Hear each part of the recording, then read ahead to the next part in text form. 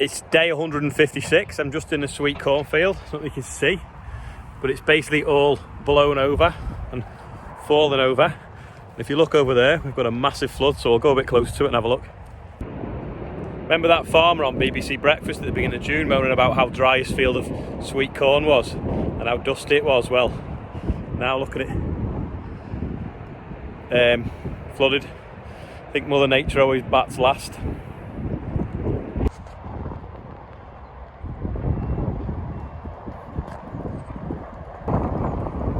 Sweet corn update. Growing really nice. Now washed. Ready to go. So if we get some heat now and that water boils, we'll be able to eat it all. Because now it's submerged. I don't know what else we're going to get thrown at us this year. I mean, maybe a foot of snow in September, perhaps, just to really finish things off. Yeah, I mean, it's not all flooded. There's some over there that's okay on the higher ground. This field is particularly prone to flooding because it's drained by pumps. So all the ground around here sort of sunk after the mine closed. Well, when they took the coal out and gave this chasm underneath, so the land all dropped down, causing the field to end up lower than the ditch. So there was new drainage put in, electric pumps now pump the water up into the ditch. But if the ditch is too high, they're pumping against themselves. They're a lot less efficient, and they can't cope when we get sort of 2 inches of rain, which is about that much in 36 hours. So this might take a few days to disappear now. The plan will be eventually is we kind of like build the level up so it drains naturally, and we're not relying on electric, and it's a bit more sustainable. But it's technically the Environment Agency's problem, but they don't seem to be bothered because it basically just ends up in my field and it's my problem. But we need to sort something out long term, because we can't be having this. This used to happen, I don't know, every 10 years. Now it happens probably 2 or 3 times a year. And also the bank leaks a bit as well, so it doesn't help because the water's going around in a circle.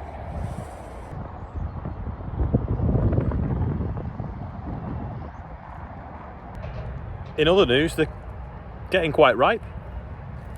The ones that aren't washed anyway. So another week maybe.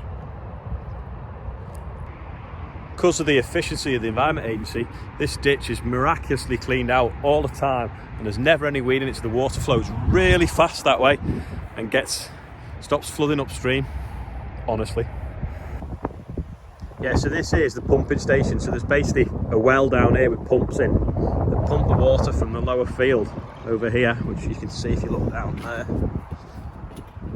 So the water gets pumped from down there. You can't really see the height difference, and up into the river. But if you look, the river's say like there. If you draw a line across, you know, it's probably 5 foot higher than that field. So they physically can't cope.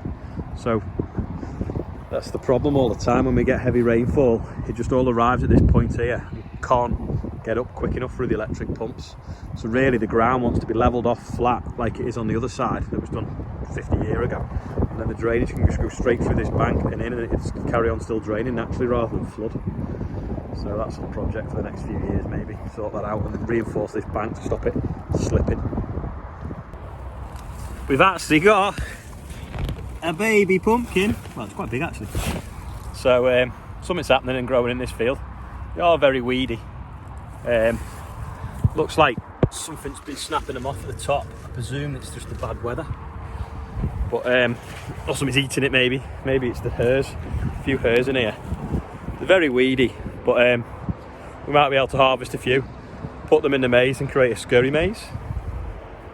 Teamwork makes dream work. 2 telehandlers moving chip, digger over there moving stone. What else can we do on a wet day? Geese. So they've been swimming around on here, just grazing the edge of the wheat while they float about. Got a squeak coming out the dryer. This is the tub dryer, so the rain cascades through it and then comes out this tube, and that's got like a valve in that does that or that, and then it either goes that way down to that pile or through the shed into there on that tube. But there's a bit of a squeak coming from this end, I think. So I don't know, there's a bearing going. Sam's chipping again now. Turns out it's not a bearing, it's just where the shaft runs in the middle and it's got no grain in it.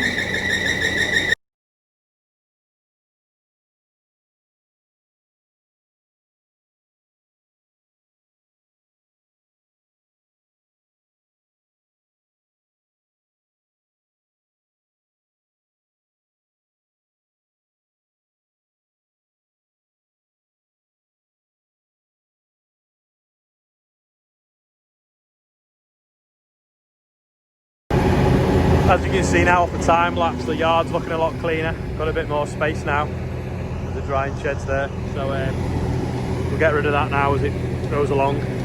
Sam's just chipping a little bit, it's coming over the last few days. Starting to get a bit of order. We're sorting all the grain out now in the sheds as well, so that we can got room for the new stuff when we start combining again.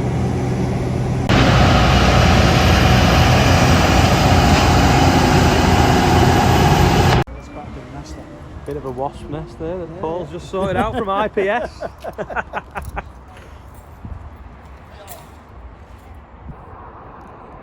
I'm stood up on the pile of wood chip there. Can you see the flood behind us?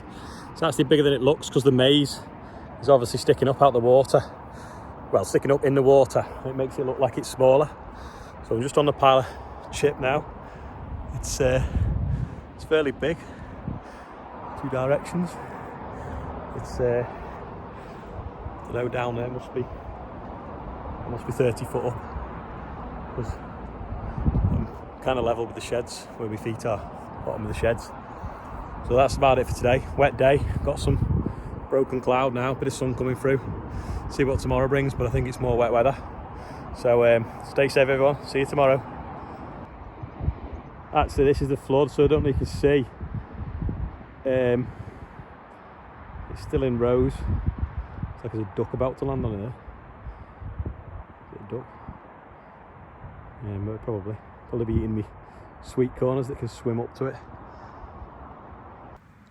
I'm still here. I'm just showing you that sky, and then these little baby plants of oilseed rape for harvest 2021, which hopefully is going to be a lot better than harvest 2020. So that is really it for today now. Bye.